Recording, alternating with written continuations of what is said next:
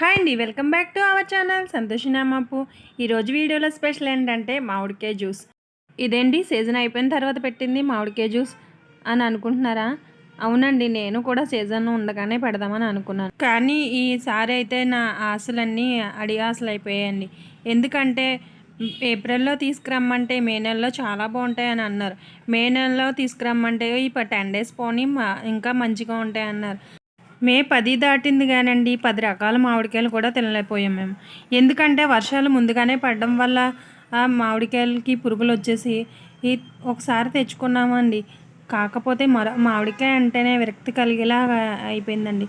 కాకపోతే ఏం చేస్తాం, ఇంకా సరేలే నెక్స్ట్ ఇయర్ చూసుకుందాంలే అని అనుకున్నాను.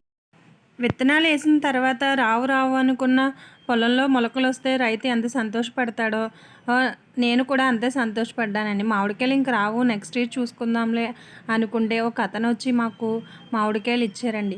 ముందు 2 డేస్ బాగోవు కదా అని పక్కన పెట్టేసామండి. కాకపోతే మా పాప గోల్ చేయడం వల్ల కట్ చేసి పెట్టాను. చాలా స్వీట్గా చాలా బాగున్నాయి. ఈ మామిడికాయలు బాగున్నాయి కదా, మళ్ళీ తీసుకురండి అంటే పాపం తీసుకొచ్చారండి. తీసుకొస్తే ఏం ప్రయోజనం, పుల్లగా ఉన్నాయి. అవి తినలేక పాడేలేక ఇలా చేశాను. కాకపోతే జ్యూస్ అయితే చాలా టేస్ట్గా సీజన్లో వచ్చి మామిడికాయలాగా చాలా బాగున్నాయండి. ఈ జ్యూస్ మీకు నచ్చినట్టయితే లైక్